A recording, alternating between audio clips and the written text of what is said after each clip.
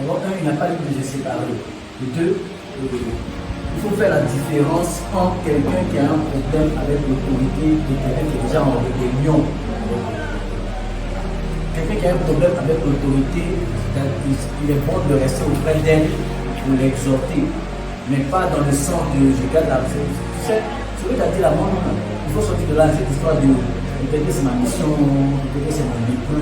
C'est parce que les femmes réfléchissent comme ça, qu'elles se mettent en balance avec des hommes qui sont païens, peut-être que c'est ma mission, que c'est mon époux de me convertir. Je ne dois pas trouver une mission, sauf si tu me donnes une passage biblique qui me parle de ça. D'accord? Il faut faire très attention parce que c'est les mots que j'emploie que moi je peux répondre. On a parlé de loyauté. Quelqu'un qui a un problème avec l'autorité, comme c'est ton frère, c'est ta soeur, tu vas l'exhorter à régler son problème avec l'autorité. Donc tu restes son ami. Mais si tu te rends compte que ton exhortation ne porte pas fruit et que la personne s'entête maintenant pour entrer dans la rébellion, on ne reste pas bien avec les rebelles. Ça, c'est. Tu vois ça comme tu veux. Parce que le rebelle devant Dieu est un lépreux. Pas parce que tu ne vois pas de lèpre physiquement qui n'est pas la lèpre spirituelle. Dieu ne traite pas avec les rebelles. Tu peux avoir un problème dans ton cœur avec l'autorité. Dieu va t'amener à résoudre ce problème en plaçant auprès de toi quelqu'un qui, dans l'amour du Seigneur, va te reprendre, va t'exhorter. Ça, ce n'est pas une épreuve. Toi, c'est ton rôle en tant que sœur dans le Seigneur de l'aider à retrouver ses sens spirituels. Ce n'est pas une affaire d'épreuve et de mission. Ta restricté en tant que frère ou sœur. Mais quand tu te rends compte que la personne en question est en rébellion, l'amitié pas de âme. C'est dans l'âme qu'il y a des sentiments. Dans l'esprit, il n'y a pas de sentiments. Il n'y a pas de sentiments dans l'esprit. Exode 32, verset 26. Moïse se plaça à la porte du camp et dit: à moi, ceux qui sont pour l'Éternel. Et tous les enfants de Lévi s'assemblèrent auprès de lui. Les enfants de Lévi, là, ça veut dire que ceux qui se sont assemblés auprès de Moïse, c'est-à-dire que ton père peut être, je contextualise, les enfants de Dieu ont désobéi. Moïse descend de la montagne et puis voit qu'ils ont fait un bout d'or, c'est l'anarchie, c'est le bizarre. Moïse dit: ceux qui sont à Dieu, là, ils peuvent nous s'occuper. Ceux qui ne sont pas pour Dieu, là, tous ceux qui sont mis du côté de Moïse, ils avaient leur frère, leur père, leur oncle, leur cousin, ils sont séparés. La terre a englouti tous ceux qui sont restés. Est-ce que je vais faire comprendre? Tu marches avec un rebelle, si Dieu veut l'engloutir sur la terre, si tu as ta bouteille, tu veux t'engloutir aussi. Est-ce que quelqu'un comprend ce que nous sommes en train de dire? C'est-à-dire, en ce qui concerne l'autorité, on ne touche pas à l'autorité. Toute autorité a été établie. Ça veut dire que même dans ta maison, le père de la maison, là, votre père, n'est pas dit spirituel, biologique. Donc là, c'est même pas l'affaire de l'autorité que je parle. Ton petit frère n'est pas content de ton papa, mais ton grand frère n'est pas content de votre père. Tu es frère et soeur, non? Ta responsabilité de faire quoi? Pas de dire que oui, c'est toi qui as raison. De l'amener à comprendre ce que le père dit. Ça ne veut pas dire que le père a raison. Le père n'a pas toujours raison. Mais dans sa maison, le père a toujours raison.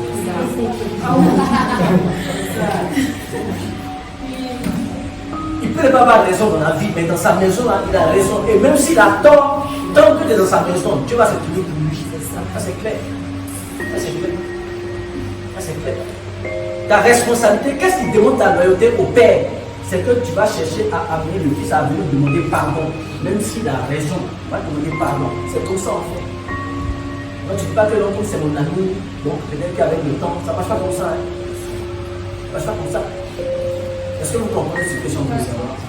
Maintenant, quand tu te rends compte que le frère a fait le choix de rester dans sa position, toi tu te déconnectes. Le père a fait de dire que moi je vais rester connecté. Tu te déconnectes. C'est déconnecté que tu pries pour lui, c'est pas assez connecté que tu pries pour lui. Sinon, ça l'aide là, tu vas avoir ça. Je suis pas en train de présenter, c'est pas du jeu. C'est pas du jeu. Voici le contexte dans lequel on est. On est d'accord? Moïse se plaça à la porte du camp parce que c'est lui qui a l'autorité. Il faut faire attention. Parce que si l'autorité là commence à avoir mal au point où dans sa douleur de cœur, il peut être en train de prier. Il ne prie même pas par rapport à ce qui se passe, mais il prie par rapport à autre chose. Mais il est devant Dieu. Dieu va voir dans son cœur qu'il y a quelque chose qui se passe avec quelqu'un. Il faut faire très attention à ça. Faites très attention à ça. Est-ce que vous comprenez ce que je suis en train de dire? Verset 27, il leur dit ainsi par l'Éternel, le Dieu d'Israël, que chacun de vous mette son épée au côté de ça, et puis il dit traverser et parcourir le camp du port à l'eau, et que chacun qui tue qui, et ensuite qui les tuer.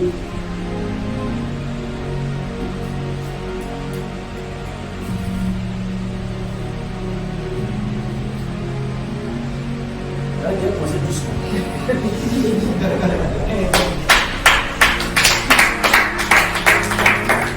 Jésus qui répond à sa porte, mais d'abord femme qui attire notre cœur pour moi. C'est Jésus qui parle. Après, on dit à Jésus que tes frères sont la conduite, qui sont mes frères. Dans l'esprit, il n'y a pas de sentiment. Il n'y a pas de sentiment. Il y a mon amour, âme là. Les sentiments, c'est dans l'âme, c'est pas dans l'esprit. Moïse dit, prenez vos épées, traversez le camp. Ils ont traversé le camp. Ce n'est pas qu'ils sont restés sous. Est-ce que vous voyez ce qui s'est passé? Ça, c'est plus que préméditation. Ça, c'est un meurtre réalisé par Dieu lui-même.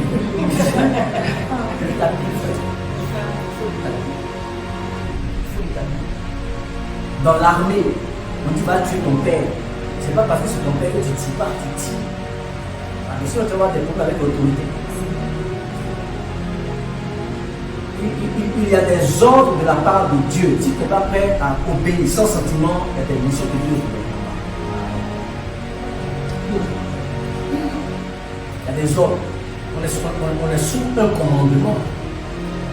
sous un commandement. C'est vraiment qui a pris la mise céleste. On est sous un commandement. On est sous un commandement. Il ne faut pas regarder ton frère comme ton. Qui est ton frère? Ton frère, c'est ton frère d'âme. Ton frère, c'est pas la famille de la fête du sort. C'est ton frère d'âme qui est ton frère. Pas demander un militaire. Pas demander un militaire. Qu'est-ce que ça s'appelle mono là? C'est parce qu'on est un. Ça veut dire. Tu ne peux pas dire que tu marches avec Dieu et puis toi tu regardes ton frère. C'est-à-dire, la maison de laquelle tu sors, tu as peut-être trahi. Toi tu peux trahir. Et puis tu penses que non, c'est ta maison qui est ta maison. C'est pas ta maison, c'est ton camp qui est ta maison. Enfin, j'espère que je parle à quelqu'un. Ils ont traversé le camp. Pourtant, si tu vois bien, c'est tout un peuple. On peut dire c'est une ville, c'est un village. Mais tu as dit camp. Il a dit, le chef du camp là, c'est nous. Et encore, puis non, le chef dit, les armes, les hommes en armes, prenez vos armes et puis traversez le camp. Le maître est légalisé. Il va tuer tous ceux qui ne sont pas pour Dieu. Tu penses que celui qui a fait ça le jour là, il a tué son ami, il a tué celui avec qui il a mangé, c'est peut-être même quelqu'un avec qui il avait prévu manger le soir, il allait puis il a tué, puis il est parti. Et puis il n'y a pas de sentiment dedans. Je vais vous dire la vérité. Si vous voulez mettre sentiment dans la vie de Dieu, là, vous n'allez pas aller quelque part. Il n'y a pas de sentiment avec Dieu. Il n'y a pas de sentiment avec Dieu. Le sentiment c'est dans l'âme, pas dans l'esprit. Est-ce que vous comprenez ce que j'en veux aussi? Voilà, je ne vais pas vivre de ma famille beaucoup plus quoi. Donc il n'y a pas de sentiment. Il y a une réponse. Moi, je voulais demander donc, parce que moi, je suis beaucoup amie musulman, moi, je suis beaucoup amie musulman. Tu sais, je te comprends bien, mais que mon papa de la même manière. Je comprends, je vais te donner la parole. Et je vais t'aider en t'enseignant pendant que tu parles. Prenez garde à ce que vous dites. On va vous juger en faisant ce que vous dites. Tu peux dire de façon innocente. Tu es innocent, il n'y a pas de mauvaise pensée, tu es sincère, tu es mon ami. Mais dans le nom spirituel, quand tu dis que quelqu'un qui est ton ami, c'est que spirituellement, tu permets certaines choses. Pour poser tes mots, il y a beaucoup de relations parmi les musulmans. Quand tu dis ami, ça peut être vrai, parce que c'est le cas effectivement, mais tu ne peux pas avoir pour ami quelqu'un qui n'a pas, je veux dire, la même licence que toi. Je ne sais pas comment vous voyez votre vie. Ami. Mes parents disaient, comment tu peux avoir beaucoup d'amis? Je suis d'accord aujourd'hui. Tu peux avoir beaucoup. Tu peux avoir quelqu'un qui fait comme ça avec toi, et puis il t'aide beaucoup avec comme ça. Mais mon ami, tu es un adaptateur. Je viens, je suis en train de t'aider. Je suis en train de t'aider, c'est tout. Dans ce que tu dis, dans ce que tu fais. Ne laisse pas. C'est-à-dire, avant que quelqu'un devienne comme ça avec toi, là, il a traversé des étapes que Dieu a validées. Puis maintenant, il est comme ça. Je suis pas en train de plaisanter. Il a traversé des étapes. C'est-à-dire que les principes de Dieu, là, il a traversé, il a être comme ça maintenant. Moi, c'est un conseil que je te donne. Tu peux avoir des relations partout. Il n'y a pas de problème. Mais quand tu dis, ne sortez pas les mots dit, c'est pas parce que quelqu'un dit ami. Quand tu dis ami, j'ai beaucoup de relations, ça peut être des amis, d'accord, comme tu veux. Les parents là-bas, voilà, ma question c'est que donc on ne devait pas avoir jeu parce que j'ai réussi à emmener ces personnes-là, d'autres même à l'église, souvent un dimanche, accompagnement, pendant qu'auparavant ils n'avaient pas cette vision du pouvoir mettre les pieds même à l'église. On est battu au concert, voilà. Donc c'est la question qu'elle avait déjà posée. Je demande. Oui, mais c'est en fait, excuse-moi, mais c'est pas toi qui l'as fait, c'est mon témoignage. Normalement, c'est mon témoignage qu'elle avait interpellé.